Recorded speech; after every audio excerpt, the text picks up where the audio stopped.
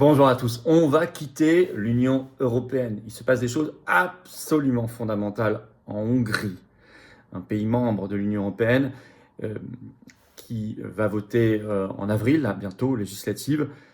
Et vous allez voir qu'il y a une information tout à fait capitale qui vient de sortir et qui rebat complètement les cartes. Dans la lignée d'une analyse qu'on a fait il y a quelques mois sur cette situation, sur cette chaîne, on ne s'est pas trompé, car cette information, je vais vous en parler dans cette vidéo, et tout le reste explique pourquoi ce pays pourrait signaler un éclatement de l'Union européenne par une sortie tout à fait décisive. Et d'ailleurs, Orban, le Premier ministre hongrois, se cherche des alliés, prépare la suite, on le voit, ce qui explique beaucoup de ses décisions récentes. On va en parler.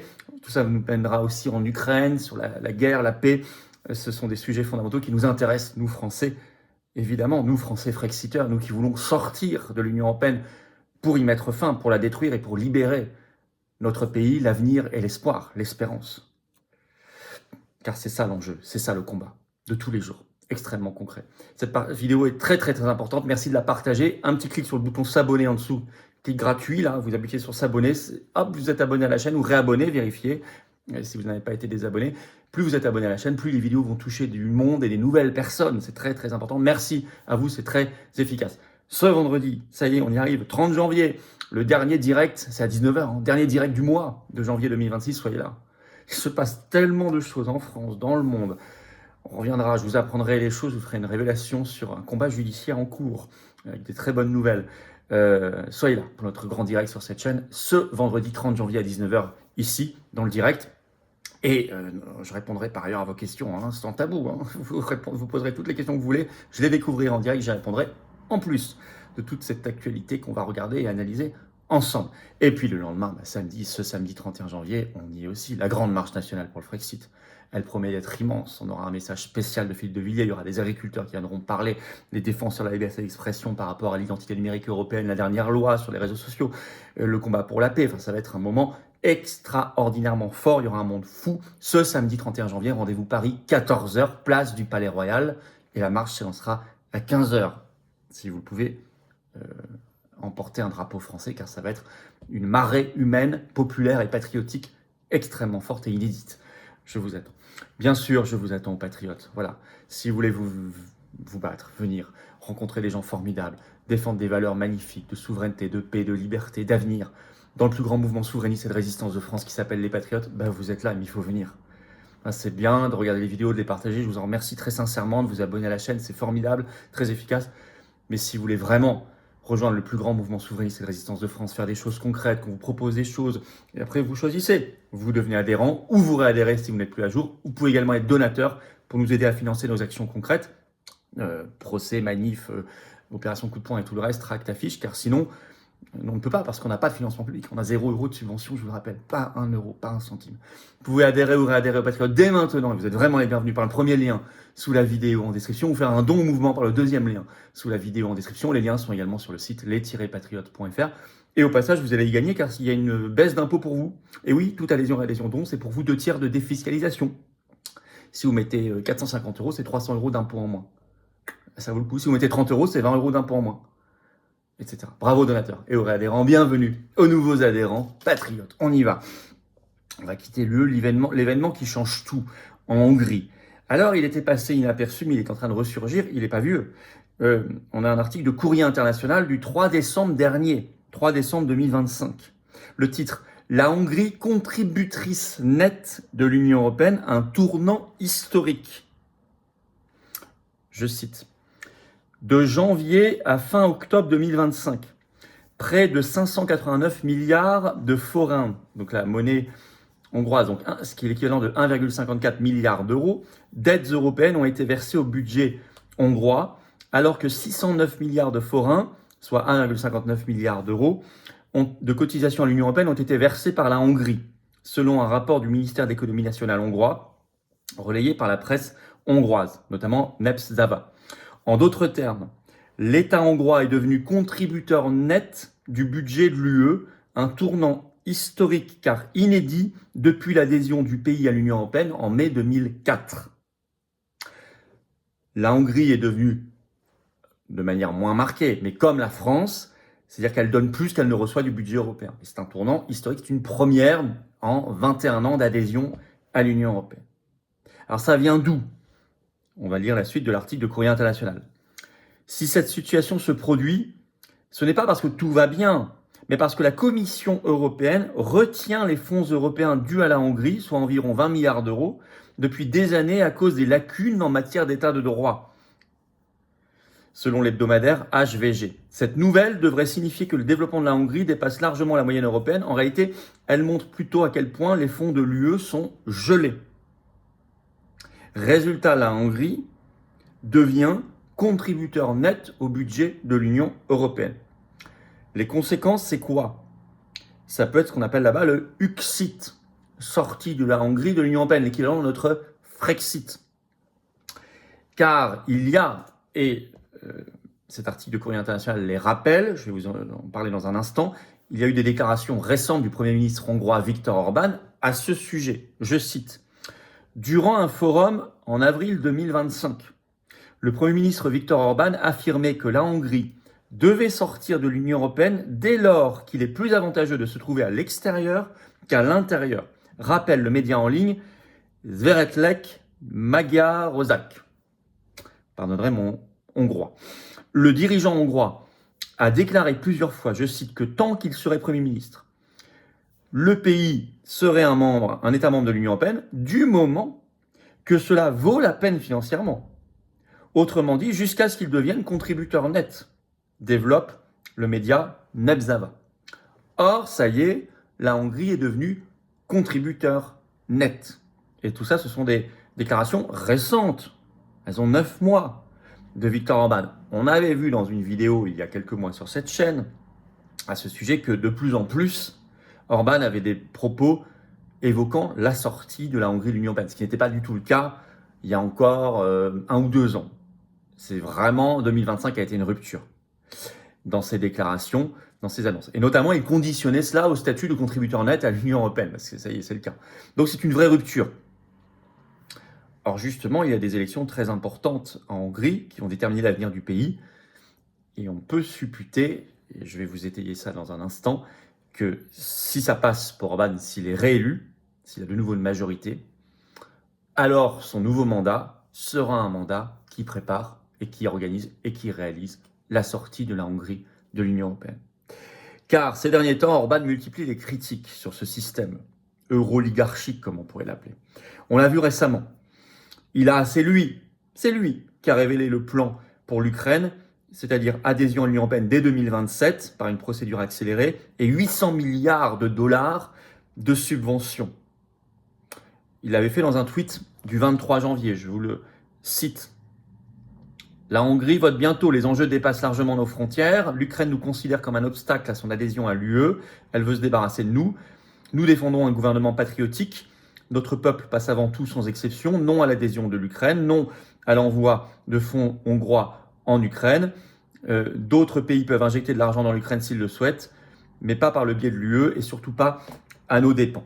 Et il avait donc balancé 2 jours avant le 21 janvier sur X, on en a déjà abondamment parlé dans des vidéos récentes sur cette chaîne, le plan qui a été confirmé ensuite, ce qu'on appelle le plan BlackRock, parce qu'il est parrainé et organisé gratuitement, dit-on, par le fonds américain BlackRock.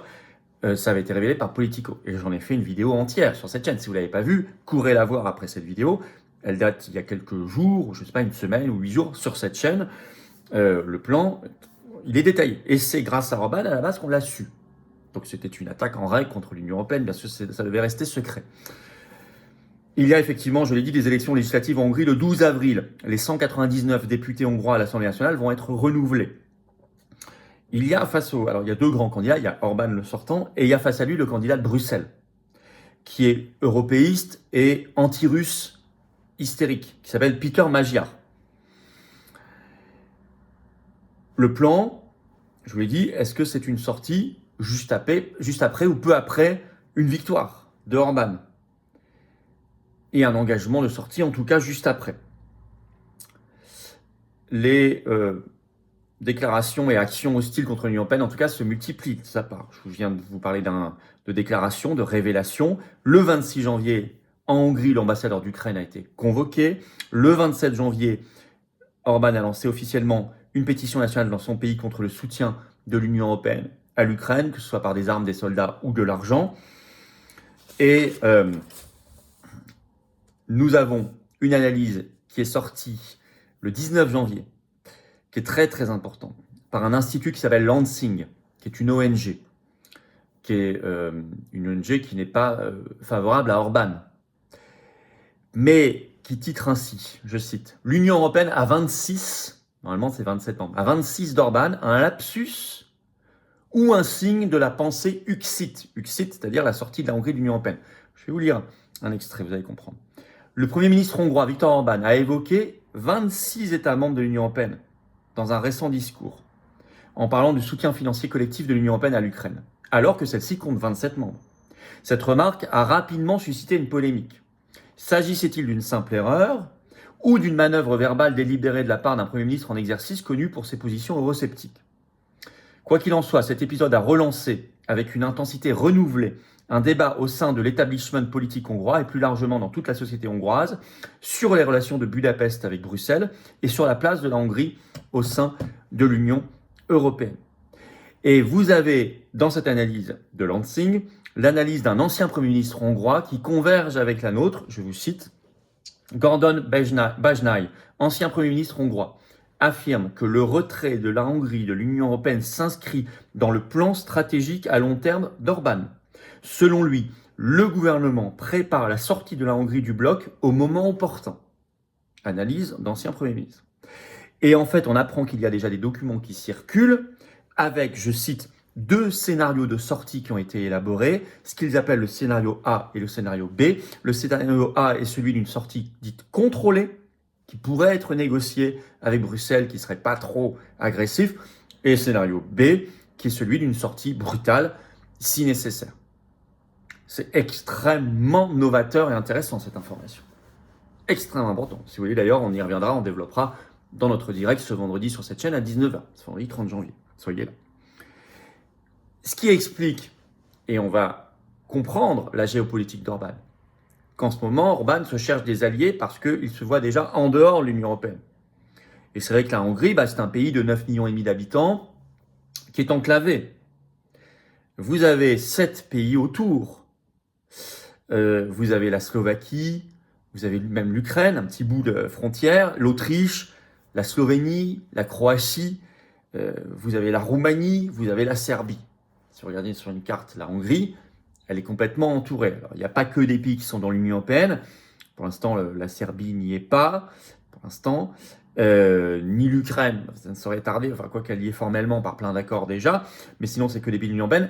Alors c'est pas forcément que des pays hostiles. On sait que Robert Fico en Slovaquie, qui est au nord de la Hongrie, n'est pas hostile, mais on a quand même aussi des pays hostiles, et puis surtout une situation d'enclavement, de fait, géographique. Et puis c'est un pays de 9,5 millions d'habitants, c'est pas un pays très, très grand. Donc il est normal qu'il ait une stratégiste intelligent.